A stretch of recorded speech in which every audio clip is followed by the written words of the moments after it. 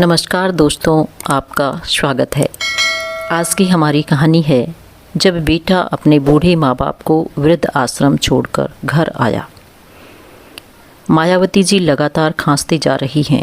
खांसते खांसते उनको सांस चढ़ी हुई है और आँखों में से पानी बह रहा है और बेहाल हुई जा रही हैं। उनके पति 70 वर्षीय कंवरपाल जी उनको देखकर बहुत ज़्यादा परेशान हो रहे हैं, लेकिन वो कर भी क्या सकते हैं। मायावती जी को दमा की बीमारी है और जैसे जैसे उम्र बढ़ रही है मायावती की हालत ख़राब होती जा रही है। इधर कंवरपाल जी वहीं खड़े खड़े अपनी पत्नी को लगातार देखे जा रहे हैं। वो कर भी क्या सकते हैं, आखिर बीमारी ही ऐसी है। कंवरपाल जी खुद को बेबस महसूस कर रहे हैं। जहाँ एक तरफ वो अपनी पत्नी को इस हाल में देखकर दुखी हैं, वहीं खुद भी वो हाई ब्लड प्रेशर और डायबिटीज़ के मरीज़ हैं।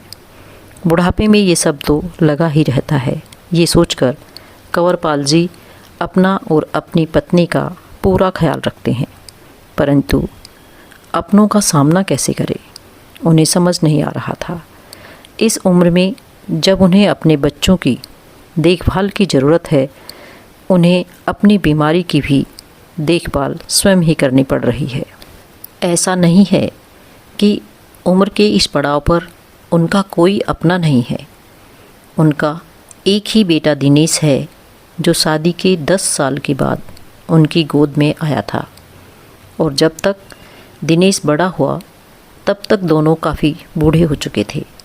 मायावती जी और कंवरपाल जी अपने बेटे को पलकों पर बिठा कर रखते थे।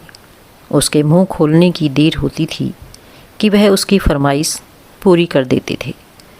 दिनेश पढ़ाई में शुरू से ही होशियार था। मायावती जी ने अपने बेटे की पढ़ाई में दिन रात एक कर दिया। दिनेश के सपने बहुत बड़े बड़े थे। कंवरपाल जी ने अपने बेटे के बड़े होने पर उसकी शिक्षा में कोई कमी नहीं छोड़ी। दिनेश अपने उच्च शिक्षा के लिए विदेश जाना चाहता था। उसकी इस फरमाइश को पूरा करने के लिए उन्होंने अपने गांव की ज़मीन, यहाँ तक कि मकान भी बेच दिया और किराए के मकान में रहने लगे। कुल मिलाकर अपने बेटे की परवरिश में उन्होंने सब कुछ गंवा दिया। कंवरपाल जी सोच रहे थे कि उनका मित्र उन्हें सलाह दिया करता था कि कंवरपाल कुछ अपने लिए भी बचा कर रख, सब कुछ लुटा रहा है, बुढ़ापे में क्या कर रहेगा तेरे पास। लेकिन उन्होंने कभी अपने मित्र की बात को नहीं सुना। हमेशा कहते, मेरा बेटा मेरी असली पूंजी है, मेरा अभिमान है जो मुझे कभी झुकने नहीं देगा। ये कहते हुए उनका सीना चौड़ा हो जाता। इस बात पर मित्र ने सुझाव देते हुए कहा कि अगर बेटे को विदेश में पढ़ाना ही है तो उसकी पढ़ाई के लिए बैंक से कर्ज ले लो। तुमने तो घर ही बेच दिया, और अब जब आगे बुढ़ापे का समय नज़दीक आ रहा है तो तू पूरी तरह से अपने बेटे पर निर्भर हो जाएगा। कंवरपाल जी ने कहा, हम अपने बेटे की पढ़ाई के लिए बैंक से कोई कर्ज नहीं लेंगे। बच्चों को पढ़ाना तो हर माता पिता का फ़र्ज होता है। अगर बच्चे खुद चुकाएंगे तो उन्हें लगेगा कि उनके माता पिता ने उनकी पढ़ाई के लिए कुछ नहीं किया है। कंवरपाल जी को उस वक्त पूरा भरोसा था कि उनका पुत्र हर हाल में उनकी देखभाल करेगा। उनका बेटा बाकी बच्चों की तरह बिल्कुल भी नहीं है। वह हमेशा कहते, मुझे मेरे बेटे पर पूरा भरोसा है। दिनेश विदेश में पढ़ाई पूरी करने के बाद अपने देश वापस लौट आएगा। वो भारतीय लड़की से ही शादी करना चाहता था। मायावती जी और कंवरपाल जी ने उसकी शादी उसकी पसंद की लड़की करुणा से करवा दी। दिनेश ने अपना परिवार बसा लिया। एक मल्टीनेशनल कंपनी में उच्च पद पर कार्यरत है। अपनी कमाई से उसने एक अच्छा मकान भी खरीद लिया है और वहीं अपने माँ, बाबूजी और पत्नी के साथ रहता है। लेकिन वह फिर से विदेश जाना चाहता है और वहीं रहकर अपनी बाकी ज़िंदगी बिताना चाहता है। अतीत में खोए कंवरपाल जी अचानक अपने बेटे बहू की बातचीत की आवाज़ से वर्तमान में आते हैं। करुणा, सारा सामान पैक हो गया ना? ध्यान रखना कोई चीज़ छूट ना जाए। माँ बाबूजी के गर्म कपड़े ज़रूर रख देना, और खाने के बाद जो दवाई खाती है वह तो बिल्कुल मत भूलना। अरे दिनेश, तुम चिंता मत करो, एक एक चीज़ बड़े ध्यान से रखी है मैंने।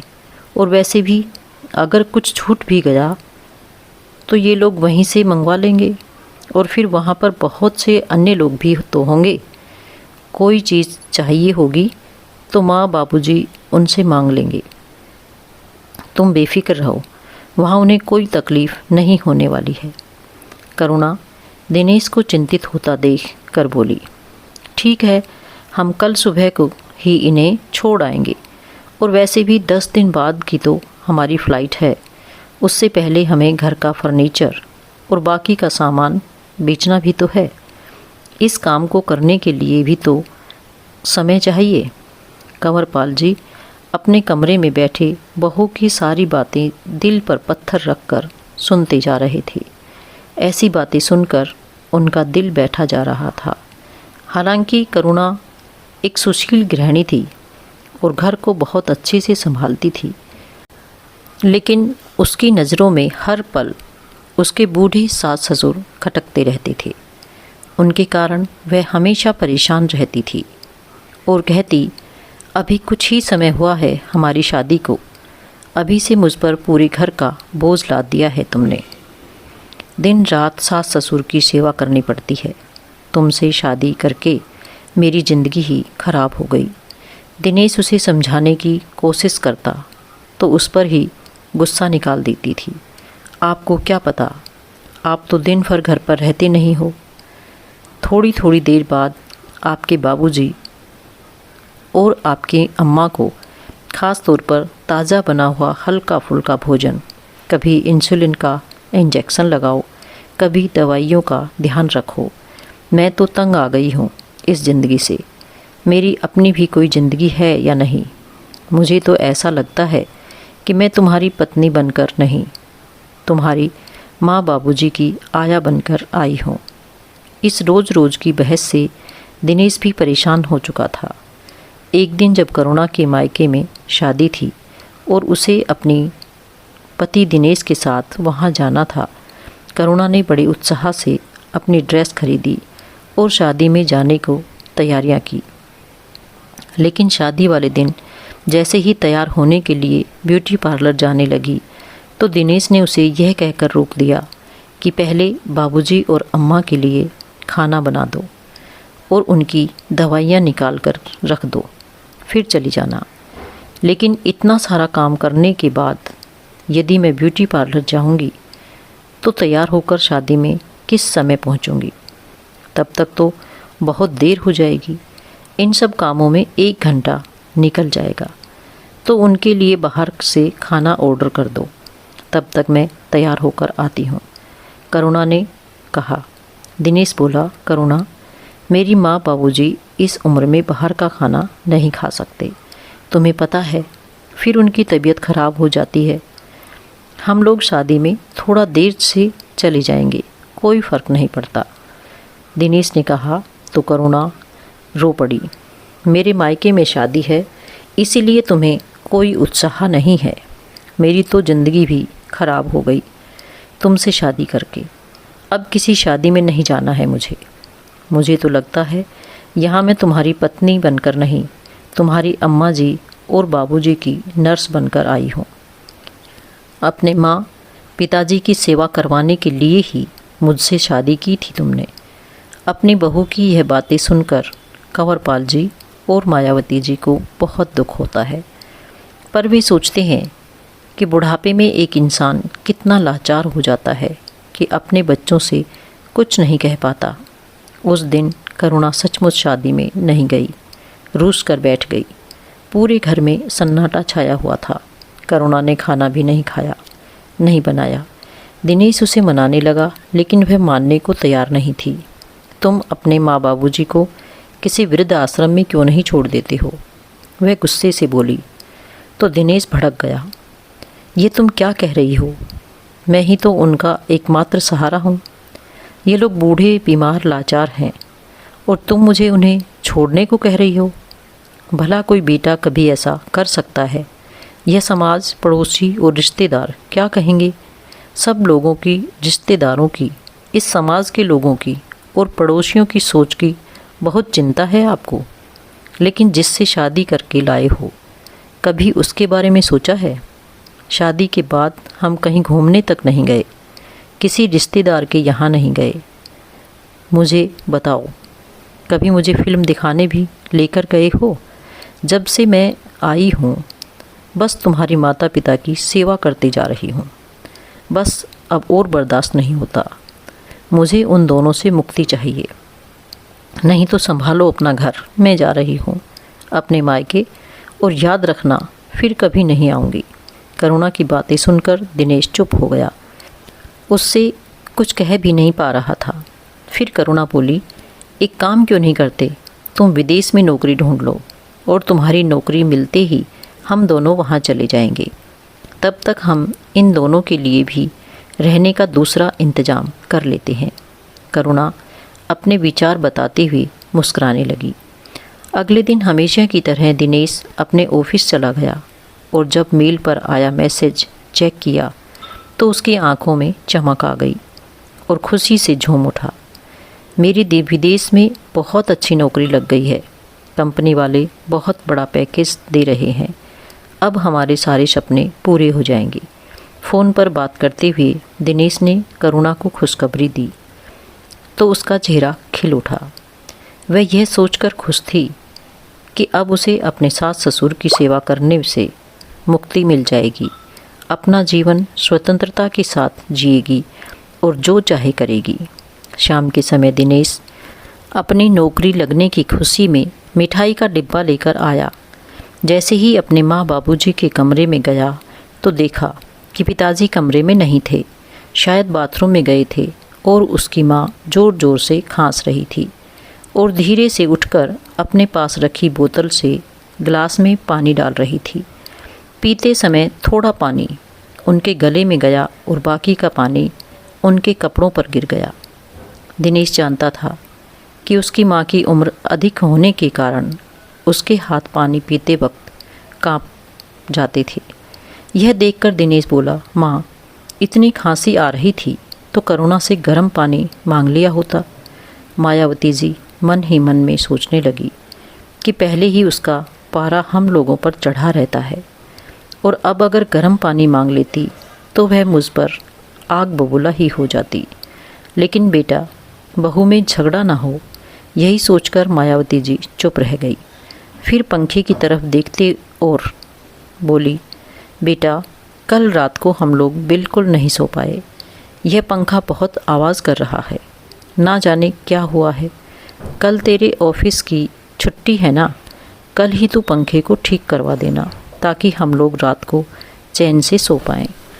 और बेटा, मेरी और तेरे बाबूजी की दवाइयाँ भी ख़त्म हो गई हैं, वह भी ला देना। अपनी माँ की हालत देखकर दिनेश परेशान सा हो गया। उसे समझ नहीं आ रहा था कि जो विदेश में नौकरी की खुशखबरी लेकर वह आया था वह अपनी माँ को कैसे बताए। उसके मुंह से कुछ नहीं निकल पा रहा था। इतने में करुणा कमरे में आई और बोली, माँ जी, जो दवाइयाँ मंगवानी है 1 महीने की इकट्ठी मंगवा लीजिए और अब यह पंखा ठीक करवाने की कोई ज़रूरत नहीं पड़ेगी। बहू की बात सुनकर मायावती जी हैरान हो गई।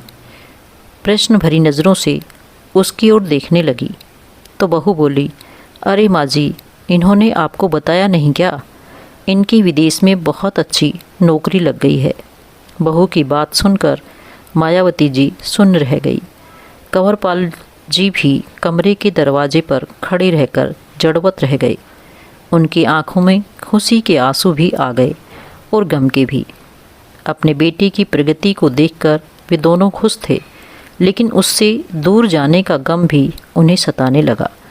फिर अपने बेटे को ढेरों आशीर्वाद देने लगे। लेकिन फिर दूसरे ही पल कंवरपाल जी बोले, लेकिन बेटा, विदेश तो तुम दोनों जा रहे हो ना? हम तो इसी घर में रहने वाले हैं। तो बहू ने ऐसा क्यों कहा कि अब पंखे को ठीक करवाने की ज़रूरत नहीं है? उनकी बात सुनकर मायावती जी बोली, अरे आप भी कमाल करते हो। जब बेटा बहू दोनों विदेश जा रहे हैं तो हम लोगों को क्या यहीं छोड़कर जाएंगे? हमारा बेटा हमारा इकलौता सहारा है और हमें भी तो साथ ही लेकर जाएगा ना। यह बात भी आपको बोलकर समझानी पड़ेगी। इतना सुनते ही दिनेश के चेहरे के भाव कहीं गायब हो गए। उसके माथे से पसीना छूटने लगा और सामने खड़ी करुणा उसे आंखों ही आंखों में इशारा करने लगी कि उन्हें आश्रम भेजने के बारे में बताओ। लेकिन दिनेश को अपनी बात कहने के लिए शब्द नहीं मिल पा रहे थे। उधर कंवरपाल जी अपने बेटे बहू की चुप्पी देखकर तुरंत समझ गए कि उन दोनों के मन में क्या चल रहा है। वह बाबूजी, मैं ये कह रहा था कि अगर आप दोनों अभी दिनेश झिझकते हुए अपनी बात कह ही रहा था कि उसकी बात काटते हुए करुणा बोली, अरे तो इसमें घबराने वाली क्या बात है? साफ साफ बता दीजिए कि इन दोनों को अब वृद्ध आश्रम में रहना होगा। यह बात सुनकर मायावती जी और कंवरपाल जी को झटका सा लगा। मायावती जी को ऐसा महसूस हुआ कि वह केवल एक बेजान शरीर है। उनके अंदर से आत्मा किसी ने निकाल दी है। उनका मन तो कर रहा था कि वह चीख चीख कर रो पड़े, लेकिन वह ऐसा करके अपने बेटे और बहू के रंग में भंग नहीं डालना चाहती थी। अपनी पत्नी की व्यथा को समझते हुए कंवरपाल जी ने उनके कंधे पर हाथ रखकर उन्हें धीरज बनाए रखने का इशारा किया और फिर अपने साथ आंसू छुपाते हुए रुंधे स्वर से अपने बेटे को बोले, अगर विदेश तुम दोनों ही जा रहे हो तो हमें वृद्धाश्रम भेजने की क्या ज़रूरत है? हम इसी घर में जैसे तैसे रह लेंगे। मैं अभी इतना सक्षम हूँ कि तुम्हारी माँ का ध्यान रख सकूँ, लेकिन पिताजी, वहाँ जाने के लिए हमें यह मकान बेचना होगा। विदेश में छोटे से मकान का किराया भी बहुत ज़्यादा होता है, इसलिए इस मकान को बेचकर जो पैसा मिलेगा उस पैसे से हम विदेश में जाकर अपना मकान खरीद लेंगे। लेकिन आप लोग चिंता मत कीजिए, आप लोगों की जिम्मेदारी हमारी है। हमने आप लोगों को बहुत अच्छे से इंतज़ाम कर दिया है। वहाँ आपको किसी भी चीज़ की कोई कमी नहीं होगी। इतना कहकर बेटा बहू अपने कमरे में चले गए। अपने बेटे बहू की बातें मायावती जी और कंवरपाल जी को अंदर तक झकझोर कर रख दिया। कंवरपाल जी कहने लगे, अपने माता पिता को वृद्ध आश्रम में छोड़कर कितनी अच्छी तरह से जिम्मेदारी निभा रहा है हमारा बेटा। हमारे जीते जी हमसे हमारा ठिकाना ही छीन लिया। विश्वास नहीं हो रहा था कि जिस बेटे के लिए हमने सारी जमा पूंजी खर्च कर दी, आज वही बेटा हमें ही बेघर कर रहा है। इस पर मायावती जी रोती हुई बोली, ऐसे बेटे से तो हमारी गोद सूनी ही रहती तो ज़्यादा अच्छा था। कम से कम एक बार तो कह दिया होता कि माँ, बाबूजी, आप भी हमारे साथ चलो, बुढ़ापे में आप हमारे साथ ही रहेंगे। लेकिन उसे तो अपना भविष्य बनाना है, फिर चाहे उसके लिए अपने माँ बाप की कुर्बानी ही क्यों ना देनी पड़े। अपने बेटे बहू की बातें सुनकर कंवरपाल जी और मायावती जी को एहसास हो चुका था कि इस उम्र में बूढ़ी आँखों को बहुत कुछ देखना अभी बाकी है। दिनेश और करुणा का विदेश जाने में केवल 10 दिन ही बाकी थे और करुणा ने जाने के लिए पैकिंग शुरू कर दी। घर का सामान निकालते हुए करुणा बोली, माँ जी, आपने घर में कितना कबाड़ इकट्ठा करके रखा हुआ है। इतना सारा सामान बेचने में तो बहुत समय लगेगा। यह सुनकर मायावती जी बोली, बहू, यह कबाड़ नहीं है, यह मेरे इतने सालों की गृहस्थी का सामान है। एक एक चीज़ को मैंने बड़े चाव से ख़रीदा था और संजो कर रखा था। इनके साथ मेरी यादें जुड़ चुकी हैं, लेकिन आज ये सामान शायद तुम्हारे लिए कबाड़ हो गया होगा। माँ जी, आप कुछ भी कहिए, लेकिन यह सामान तो मुझे बेचना ही पड़ेगा।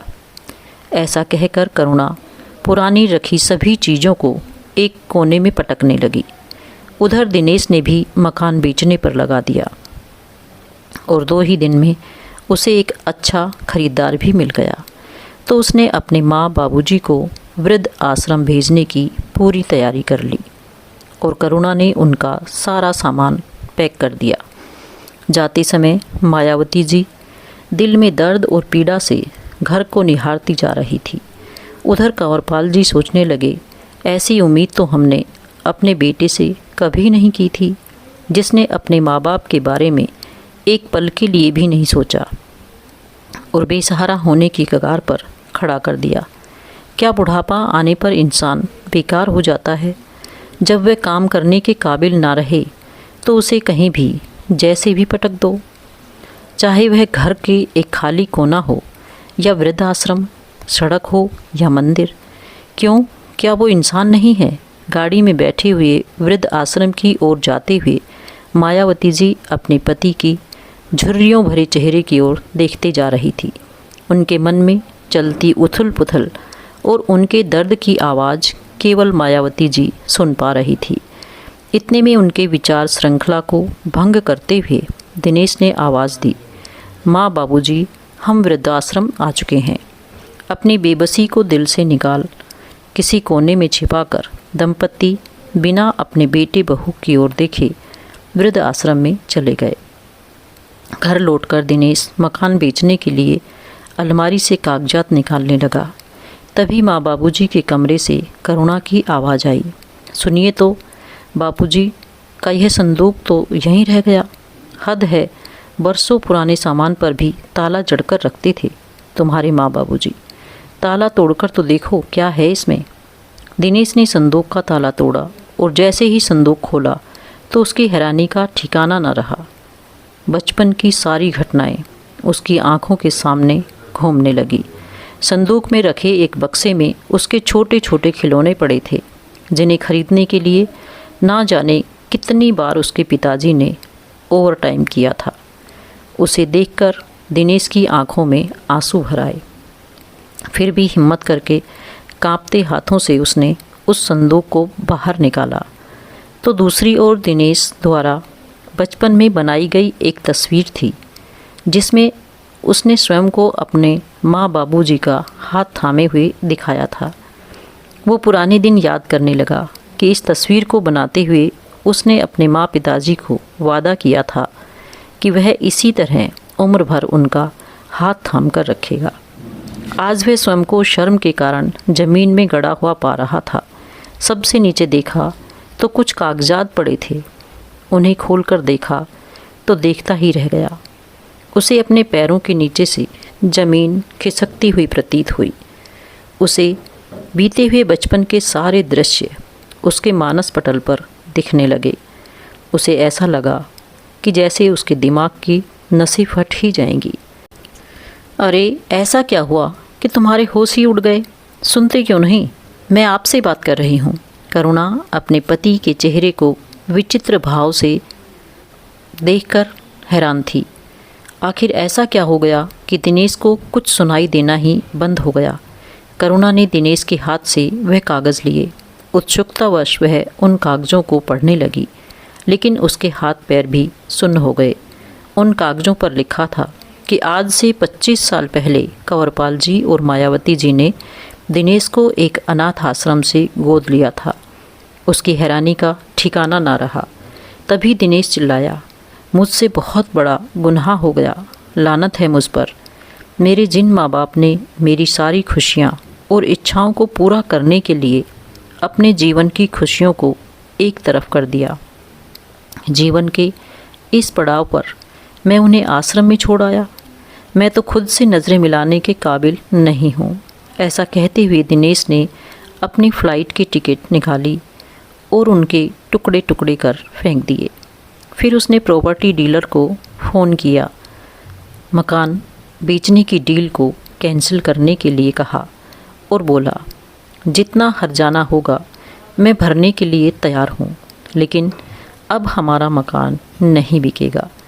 करुणा खड़ी हुई बड़ी हैरानी से दिनेश की बातें सुनती जा रही थी। तभी दिनेश उसके पास आया और बोला, अगर तुम्हें मेरे माँ बाबूजी का साथ पसंद नहीं है तो जहाँ तुम्हारा दिल करे तुम जा सकती हो, क्योंकि मैं अपने माँ बाबूजी को वापस लाने के लिए जा रहा हूँ।